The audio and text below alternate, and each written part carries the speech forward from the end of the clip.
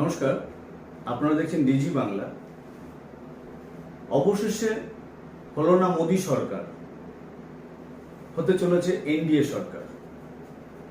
হ্যাঁ, এনডিএ সরকার বিজেপির নেতৃত্বে, মোদীর নেতৃত্বেই হচ্ছে, কিন্তু মোদী সরকার যেটা আমরা এতদিন ধরে বিজেপির ক্যাম্পেইনে দেখছিলাম সেইটা কিন্তু হলো না। এই এনডিএ সরকার কিন্তু হঠাৎ করে আজকে হচ্ছে না। এনডিএ সরকার শুরু হয়েছিল 1998 সালে। তার আগে বলি, ভারতবর্ষের স্বাধীনতার পর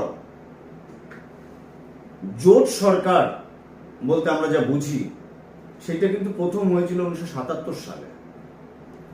তখনকার প্রধানমন্ত্রী হয়েছিল জোট সরকারের মোরারজি দেশাই। সেই জোট সরকারে জনতা পার্টি,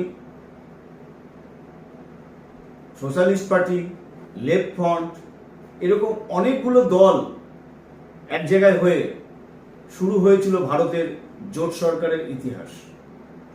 পরবর্তীকালে অনেকগুলো জোট সরকার গঠিত হয়েছিল। অনেক সময় লাগবে বলে সেগুলো হয়তো আলোচনা করছি না এখন।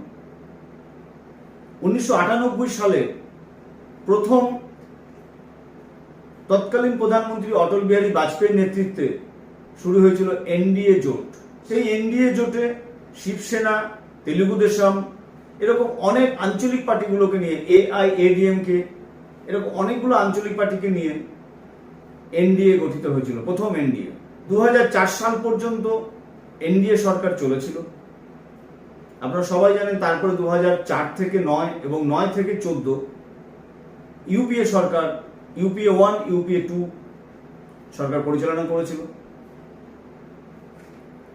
পরে আবার 14 সালে ভারতীয় জনতা দল ও মোদীর নেতৃত্বে এনডিএ সরকার হয়েছিল, কিন্তু সেটা যেহেতু বিজেপি ম্যাজিক ফিগার ক্রস করে গিয়েছিল, সেটা মূলত হয়েছিল বিজেপি সরকার।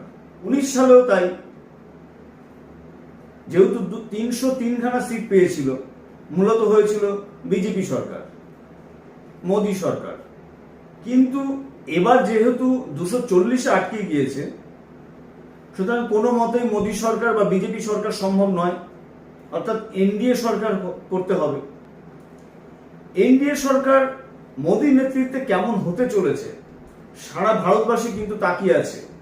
কারণ একটা সরকারের বিভিন্ন যে পলিসিগুলো, অর্থনীতি, বিদেশ নীতি, প্রতিরক্ষা থেকে শুরু করে বিভিন্ন গুরুত্বপূর্ণ যে পলিসিগুলো রেডি করতে হয়, পলিসিগুলো নিতে হয়, সিদ্ধান্ত নিতে হয়, এককভাবে সরকার চালালে যে সুবিধা পাওয়া যায়, যে আমাদের সিদ্ধান্ত, আমাদের ম্যানিফেস্টোতে যেগুলো ছিল, আমরা যেগুলোতে গিয়েছিলাম ভোটের সময় বলেছি মানুষকে, সেইগুলো আমরা ইমপ্লিমেন্ট করব।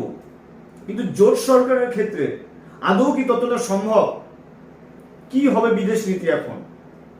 অর্থনীতি কোন দিকে যেতে চলেছে? জোট সঙ্গীদের কতটা স্যাটিসফাইড করে সেই নীতিগুলোকে ইমপ্লিমেন্ট করা যাবে প্রপারলি? আদৌ কি করা যাবে নাকি থমকে যাবে অনেক কিছু?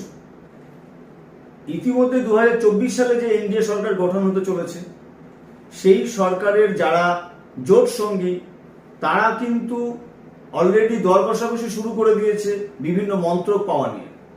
অর্থাৎ জোট সঙ্গীদেরকে বিভিন্ন ঠিকঠাকভাবে মন্ত্রক বিলি বন্টন করে তাদেরকে সাথে নিয়ে কতটা ঠিকমতো চলবে সরকার, এটা কিন্তু একটা প্রশ্নের মুখে রয়েছে।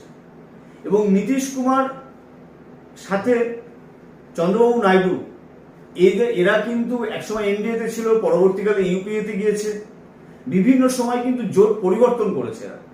ফলে এদের উপর বিশ্বাস ভরসা করে নরেন্দ্র মোদী কতটা তার যে পলিসিগুলো ইমপ্লিমেন্ট করতে পারবে, এটা কিন্তু একটা বড় প্রশ্ন থেকে যাচ্ছে। যেহেতু বাজপেয়ী অনেক নরমপন্থী মানুষ ছিলেন, সকলকে নিয়ে জোট সঙ্গীদেরকে স্যাটিসফাইড করে চলা তার পক্ষে অনেক সহজ ছিল। কিন্তু মোদীর ক্ষেত্রে বিগত 10 বছর কিন্তু এককভাবে সরকার চালিয়েছে। এখন আমরা অপেক্ষায় আছি কি হবে আগামী দিনের এই সরকারের ভবিষ্যৎ। আগামী 5 বছর এই সরকার কি জোট সঙ্গীদের নিয়ে সুন্দরভাবে কাটিয়ে দেবে, কি মধ্যেখানে জোট সঙ্গীরা এই সরকার ছেড়ে চলে যাবে? সেটাই এখন দেখার বিষয়। আপনারা দেখতে থাকুন ডিজি বাংলা। নমস্কার।